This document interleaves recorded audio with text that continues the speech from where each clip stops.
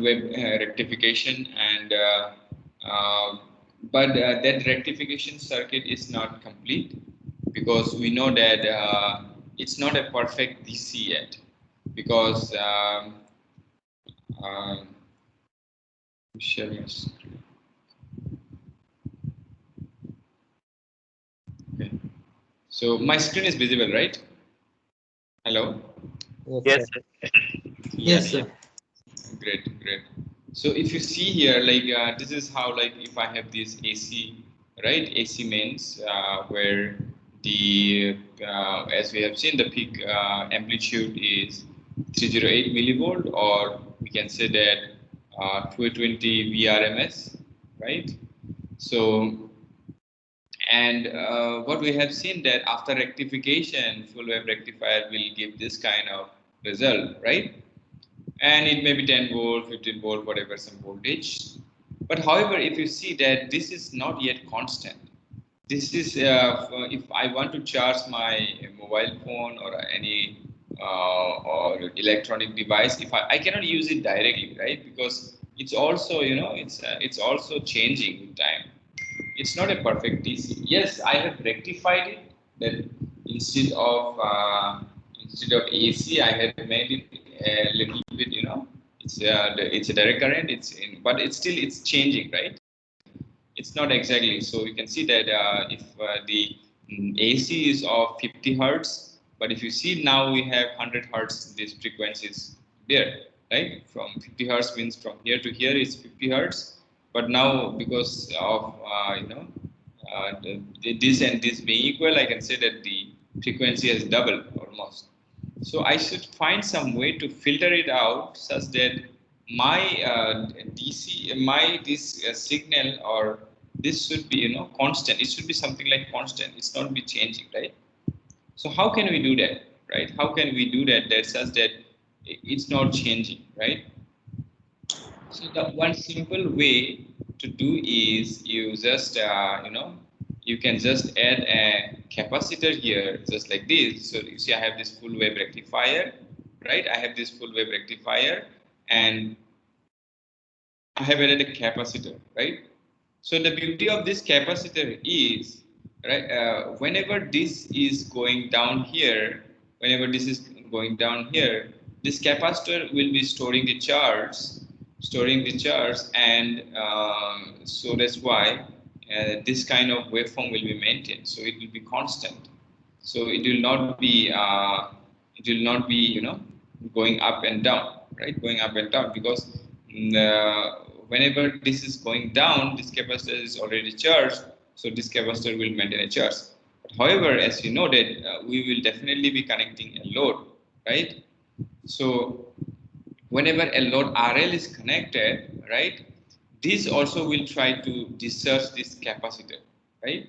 So what happens is, if you see here, right, in the initial in the initial first phase, right, this capacitor will get charged. So in this, they will be charging the capacitor, and of course also providing the current for this RL, assuming that the impedance here is very low, so it can provide good amount of current.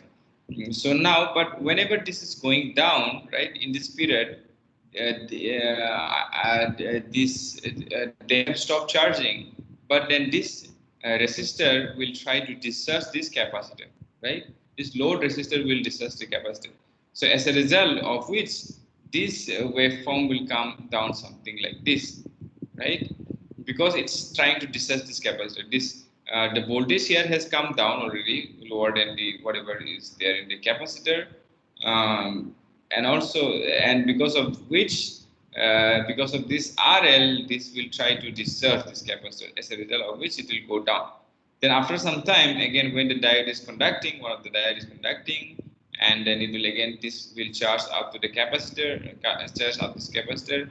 Then again, in the next cycle, whenever this is going down, this resistor will be discharging this capacitor. So what kind of, so the waveform that will get after, basically, if I just upload only this red waveform, what I'll get is, I'll get this kind of, this seems to be better, because at least this is not going down till 0, but still there is a ripple, right? There's this V ripple, peak to peak. This ripple is there, so some kind of, again 100 hertz, the frequency component is here. And if I just try to use this, use some, yeah, maybe run some kind of electrical component. This is not still yet clean. It's not like it's not a constant one, right? So because of this ripple voltage, this acts as a noise to the circuit, and it will get injected. So which will be disturbing the operating point of the electronic system. So what we want to make is, now we have to somehow or other make it a constant, constant DC. So still some ripple is there. Okay.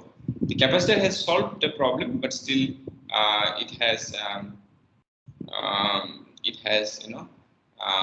it still this kind of ripple is there. So if I use large capacitor, this ripple will reduce. But of course, there is also a limit to which the capacitor can be increased, because depending upon the size of the electronic instrument that we are using, we cannot use a very large capacitor.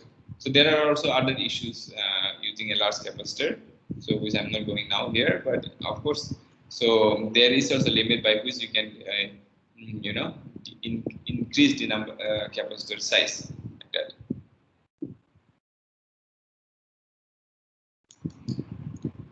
Is this point clear till now? Till here is point clear. So kind is this capacitor and trying to minimize the ripple.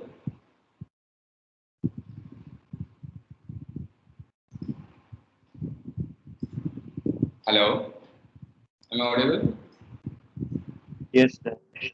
Okay. So the point is clear, right? No questions still here?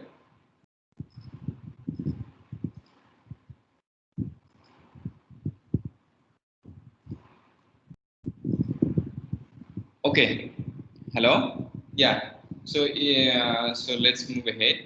So now, how do we make it this as a constant DC, right? Constant DC. So the one way to make it constant DC is by using the Zener diode. So we know that in a Zener diode, when we see the breakdown condition, so now we are coming to the application of the Zener diode in a breakdown condition. So we must have studied, right, that the Zener diode is used in not in a forward bias condition, but in a reverse bias condition, and in a breakdown situation, right? So how it can be used? So if you see, this property of the Zener diode is that the voltage across the Zener diode is almost a constant, right? Of course, there's a little slope, but it's almost a constant. It's almost a constant Vz, right? So if you see, we can definitely, there is a due to this little slope, it can be modeled as a resistor and a voltage source. Like it's equivalent to a voltage source and a resistance, small resistance Rz. And of course, this voltage source, the potential that is maintained here is Vz. So this property can be combined here, and it can be tried to make the ripple smaller and the potential more constant. But of course, the issue here is you have to make sure that the reverse bias current that is flowing through this diode, like reverse bias current, is this current basically should not exceed a maximum limit, which is maybe sometimes denoted as IZM, especially in the data sheet. So it should not exceed. Like if it exceeds beyond this point, like if my potential beyond this point increases, then if this current across the reverse bias current of the Zener diode exceeds IZM, then the diode may get spoiled, right? So we need to ensure that. So this property of the Zener diode, where the potential across the Zener diode in a reverse bias situation is constant, is used to make the voltage after the rectification constant.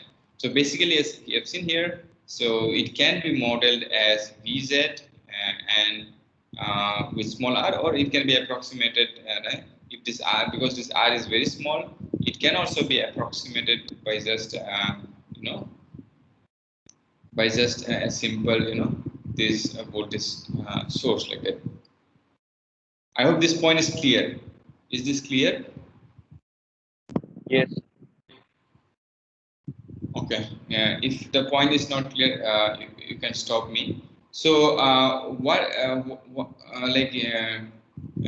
so the point here is, if I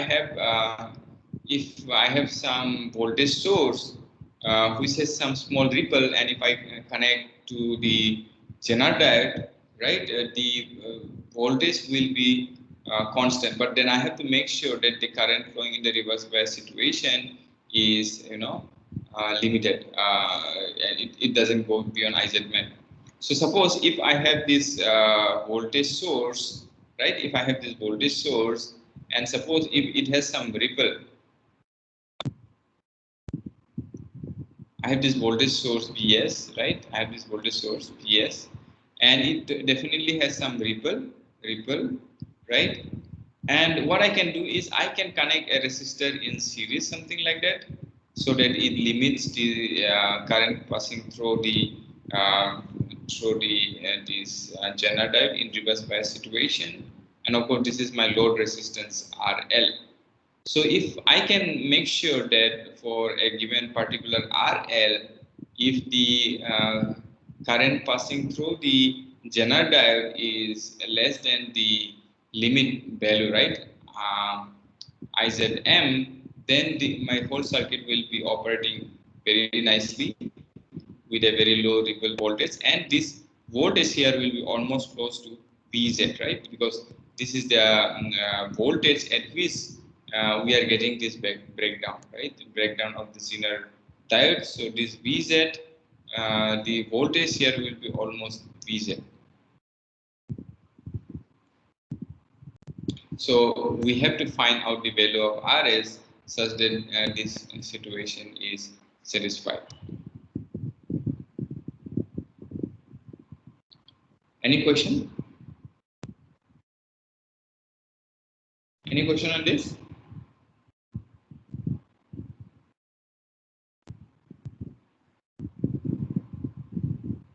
Hello? No questions? Everything is clear? Yes, sir.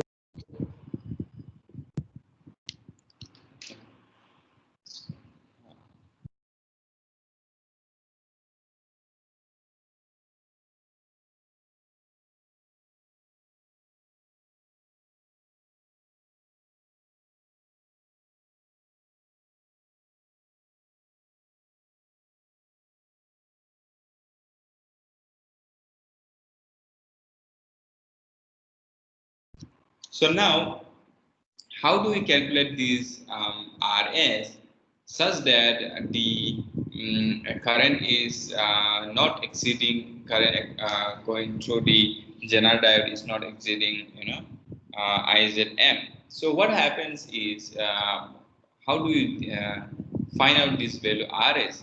So what happens if RS is very large, right? And if I try to find out the Thevenin voltage here based on this RS and RL, because the RS is very large, the voltage drop is full across this RS. So this Vz will be very small, and if Vz is small, the diode will not be operating in reverse bias situation and will not get these characteristics. So basically, it may be some here at this some point, the voltage across the diode may be at some point. So, you know, so the reverse bias situation will not be satisfied, and it will not be working as a it will not be providing this, you know, constant load, you know, Vz. So this is the situation when Rs is very large. So this is the maximum value. So how to find out the maximum value is, again, as I've mentioned, just find out the Thevenin voltage here, right? And this voltage, Thevenin voltage, whatever that we are calculating based on this RS and RL, should be always greater than VZ. So if it is less than VZ, definitely this general diode will not be activated. So it has to be higher than this VZ. That's why the this RS, this sets the maximum value of the RS. Of course, we have to know that this VS should be always greater than to VZ, otherwise it don't definitely work, right? This condition has to be satisfied that VS is greater than VZ, right? So if I try to plot the Thevenin voltage at this node, so we know that the Thevenin voltage is given by RL by RS plus RLVS. So it has to be greater than the diode voltage, or reverse bias breakdown voltage. Is it clear? Hello? Yes, sir. Yeah. So if you have any doubt, please stop me. Huh? So I'm going a little fast maybe. So this sets the limits. So what happens is like so the RS should be less than, if I solve this inequality. So what I will get is RS is less than RL into VS minus VZ by VZ. So if I just rearrange this term, so this is the limiting value. So my RS should be less than this, or else the this diode will not be in operating in reverse bias situation, and will not be get the advantage of adding a general diode. Now, if this RS is too less, so because this VS is greater than VZ, then there will be a huge amount of current flowing through this general diode in reverse bias situation, and because of which the genre will get spoiled, because it also has a capacity, or the current flowing through the general diode in reverse bias situation cannot be greater than IZM. So it has to be less than IZM. So how do we calculate that value? So to find out the RS minimum, right? We want to find out this minimum value. So because this node is all at a voltage VZ, the current flowing through the resistor will be VZ by RL, because this node is at a voltage VZ by a voltage VZ. So the current flowing through this load resistance will be VZ by RL, right? So, and we know that this potential is at VZ, right? And using the KCL, if you use the KCL, then the current flowing through this diode and through this RL will be IS will be summation of the current flowing through this and through this. And we know that because this is already constant here, and the maximum amount of current that can flow through this diode in a reverse bias situation is IZM. So to get the minimum resistance, what I'm supposed to do is I should write this equation, right? That IS is the maximum amount of current that it can flow across through this general diode in reverse bias situation, and then the current that is flowing through this RL. So I'll get this kind of expression. So what is IS? So the current flowing through this resistor is nothing but the potential here and potential here. So there's the difference between the potential here, which is the VS minus VZ, by this resistance RS, right? So VS minus VZ by this resistance RS equal to IZM, which is the maximum current that it can flow, plus the current flowing through the load resistor. So the RS minimum, so this gives to the value of the RS minimum. So the RS minimum is, again, if I just rearrange this term, what I'll get is VS minus VZ IZM plus VZ by RL. So if you see here, so the RS should be greater than this. right? It should be greater than this. So if I try to write both the equations, this one and this one, what I'll get here is I have a limit of the I'll get this limit of this RS. So RS should be RS should be greater than this value, but however it should be less than this value, right? So that's the point where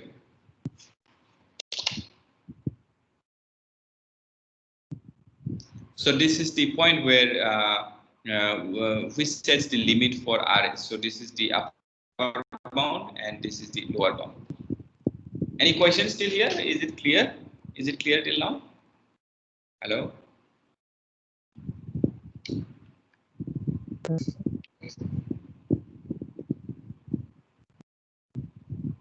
Okay. So if it is clear, then we'll proceed next.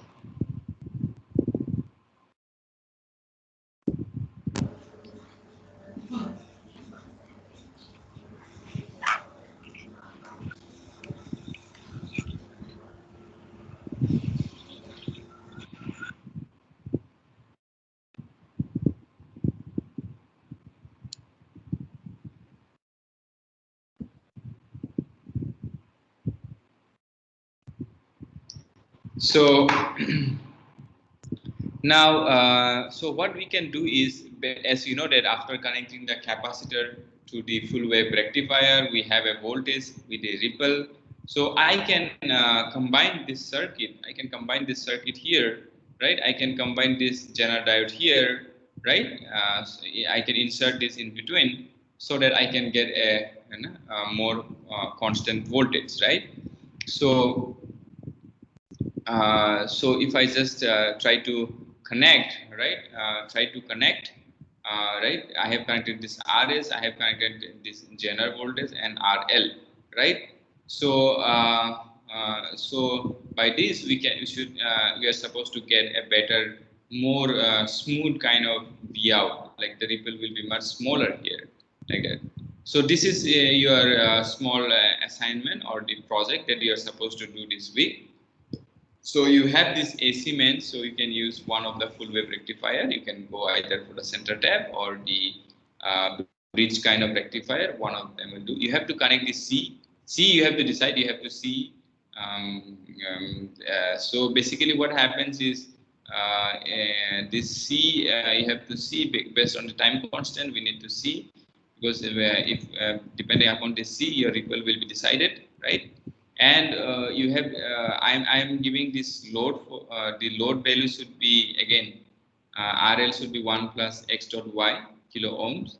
So where x dot y is the last two digit of your roll number, right? Again, and you are free to choose the value of RS.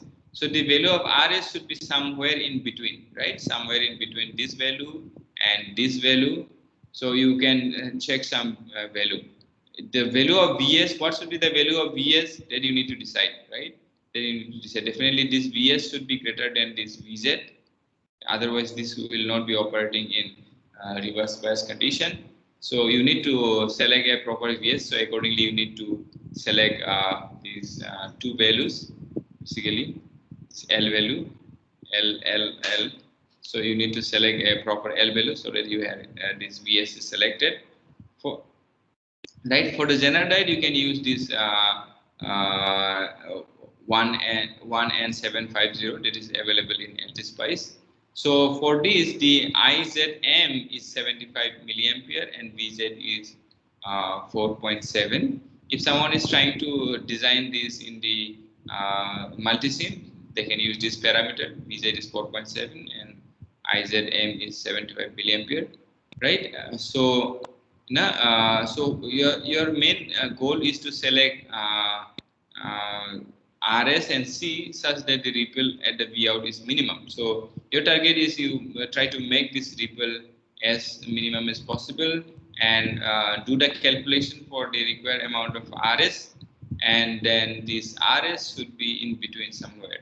Not exactly maybe the in between, exactly at the half. It can be somewhere in between like that. So. So that's the problem definition for this week. So, any questions on this? Any doubt? Any clarification?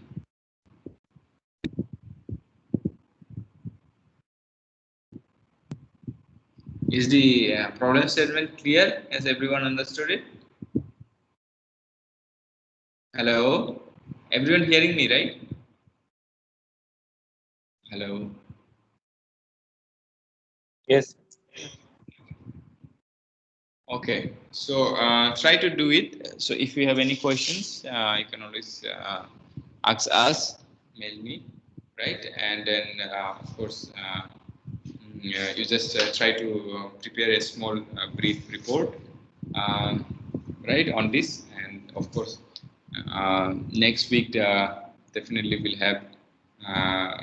We will not have Viva this week because since the last experiment was pretty long, so that's why I have extended the deadline, and because the TS also needs some time to check the reports, so that's why today we are not conducting any Viva. So next week we'll have Viva for both this small problem or this small kind of mini project, and then the last experiment number 4. So I already have shared this document. I already have shared. Is this circuit covered in class? Or it's not? It's not covered in class, right? Is it covered? No, sir. No, sir. No, sir. Okay. And is it clear? Whatever I have explained, is it clear? So what we have to write in this report, only the apparatus required. After that, we have to write in theory or no? Nothing, no theory, just the calculation, right? So Only suppose the you have, last circuit. yeah. So you have taken some RS, some C. So just give a reason, and it's not that there is one value. There will like a range of value where you'll get a good, good. You just try to do the calculation and see, and then put in the simulator and see the result. And based on the result, you may have to change the value of RS little bit here and there so that you can get a good output here. So you just write your reason why you have selected particular value of particular why you have selected some particular value of RS and C. So there are a lot of independent parameters, right? So it's not a fixed problem. You're getting my point, right? There is not a fixed solution.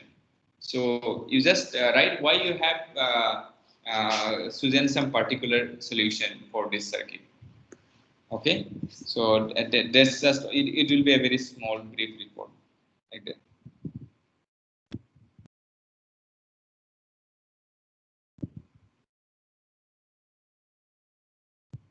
Any more questions? Any more questions?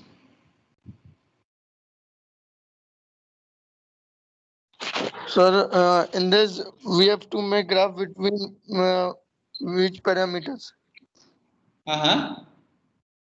We have to make graph in which parameters? Graph. Hello?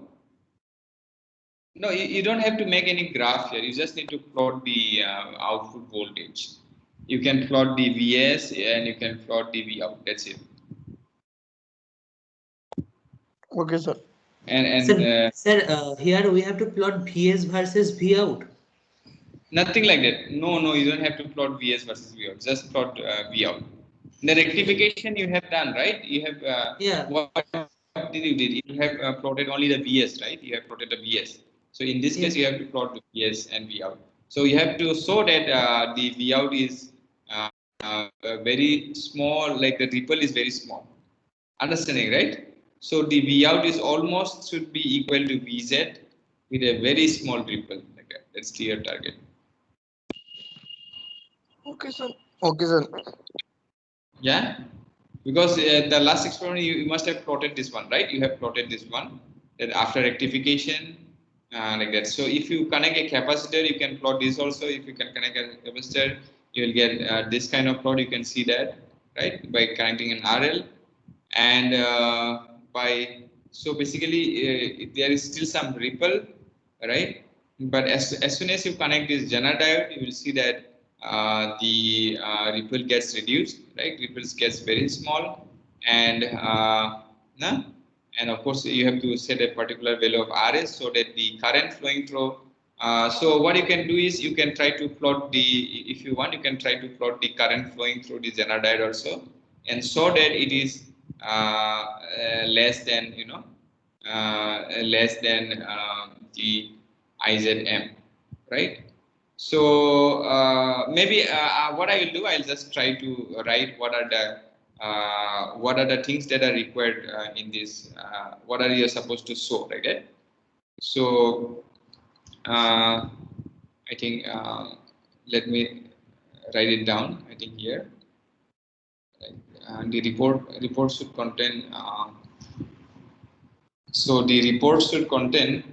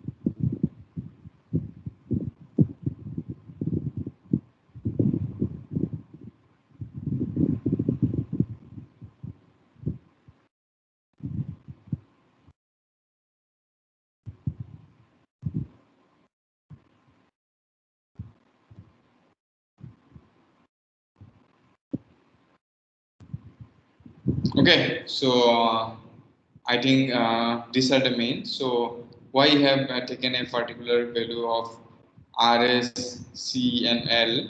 L is this the inductor, right? Depending upon this inductor, you will get particular kind of ES, right? So and also plot of the Vs and V out. So plot the voltage here and the voltage here, and then finally you plot the current. This one, the current Iz, which is going through the Zener diode, Iz, right? And so that it is less than IZM. So IZM is in this case 75 milliampere. So you have to make sure that the current flowing through the Zener diode is less than 75 milliampere, right? So you can use this Zener diode. Zener diode you can use this one, or you can, or any other one.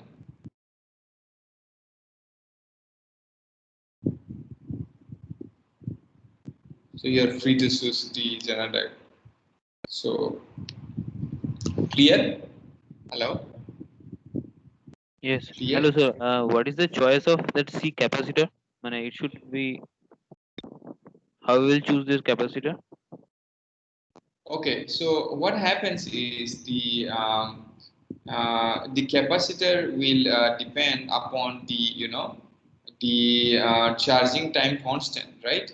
So if you see here, if I have mentioned right there, So depending upon if the C is very small, so this the charging time constant, will be very large, right? And that's why it will fall very sharply like that. But if I take this value of C, so the value of C, if it is very large, then what happens is, it will be more sharper like that. But of course, there's a limit.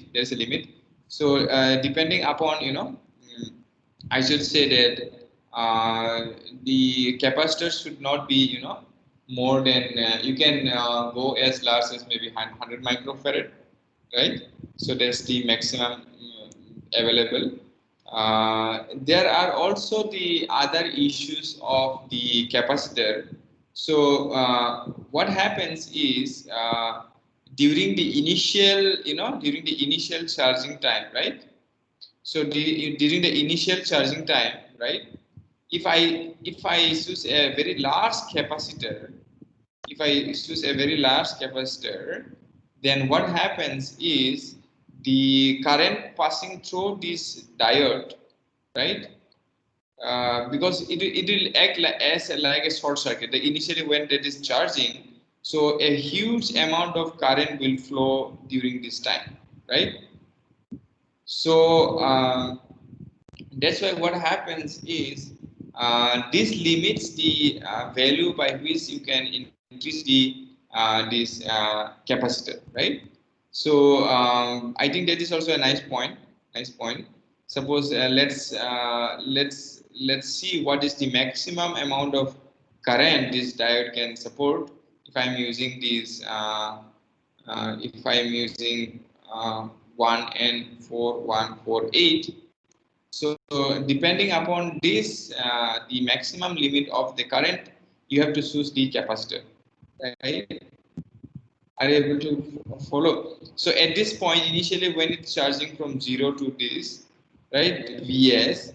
So at this point, whenever it is starting, right, a huge amount of current will flow if the capacitor is very large. So if capacitor is very large, to charge it, so a huge amount of current will flow, right? So this point. So because of which, if it goes beyond the this one, beyond the uh, uh, beyond the current rating of this diode, then this diode it will get spoiled. So this sets the maximum value of the capacitor. Could you follow? Yes. Okay, so I think this is also a nice parameter. What is the The report, I value? think. Hello. Yeah. What is the Yes. value of in first inductor? You have uh, you have given the value of two inductor L and L. What is the value of first inductor? The first inductor can be the same inductor which you have used in the last experiment, right? The last experiment you have used an inductor, that you can use like that. That's fine. That's the same one, right? Okay. I forgot what was the, we have used 1 micro, I think, right? Or 1 milli. I forgot. Like whatever the use that we have used in the last experiment, you can use the same one. So depending upon this L, yes, 1 milli, right? Hello? Yes. Hello. Okay, yeah. So depending upon how much you want the VS, so that's why it's very independent, right? You can just select depending upon depending upon how much value that you want. You see the VZ is 4.7, right? So it should be just a little bit higher than 4.7, so we will get a less ripple. So yeah.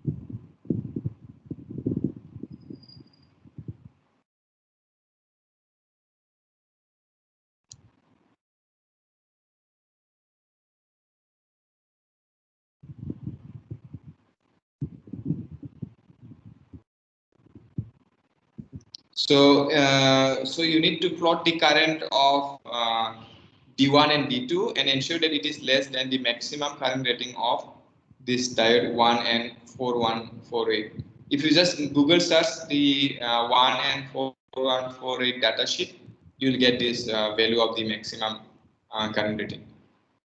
So that you need to find it out. So you can just find out and try to learn from the data sheet of the 1N4148. So this will set you the maximum value of the C, like that.